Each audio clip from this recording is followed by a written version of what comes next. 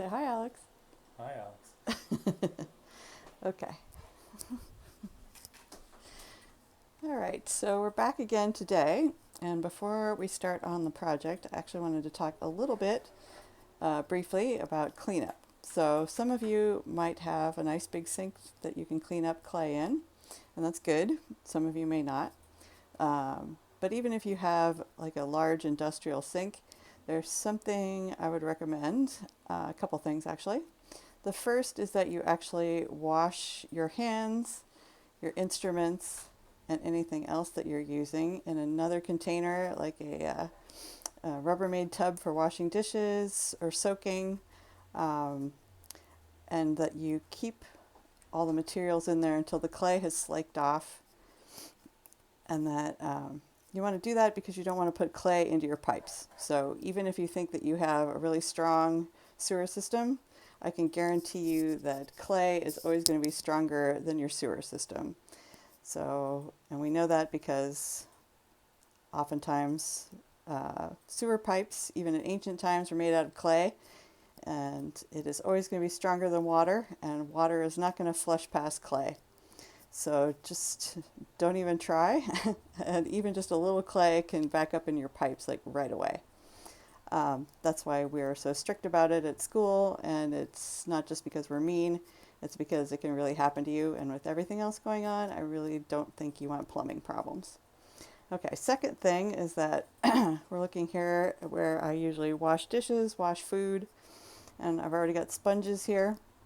You do not want to use your regular cleanup sponges on your ceramic ware, and that is because of the silica and the other particles in the clay. Even if you think you rinsed out your sponges really well, those particles can remain in the sponge, and if you do any kind of hand washing, they can stay kind of in your food system by being transferred onto counters or wooden surfaces. We don't actually have a physical dishwasher, so those wouldn't get rinsed away. They would kind of like remain around even if we rinsed really well. And you don't want to get silica particles into your food because that can grind your teeth down, which is a real thing and is one of the ways that they can date skeletons in certain countries because of the sand and silica they put into bread. And they know that those people were eating silica particles, and it's very obvious. So we don't want that to happen to you either.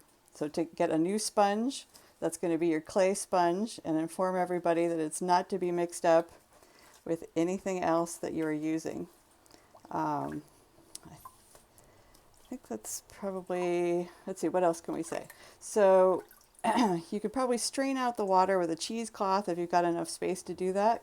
If not, I would just kind of gently let the clay settle in the bin that you're using to collect your clay bits and slip and particle into. And you can carefully pour off the clear water. Um, I would probably put that in a plant or something though, or out in your yard. I don't think you want to pour that down the drain. I think that would still be risky. But then you can take the clay particles and bits and things that are left over, collect those, and then reconstitute those into clay. So probably I'll do a little demonstration when I get to that point, but I just wanted everybody to be clear on that before you get started on the clay working at home. All right, thank you. You press stop. Stopping.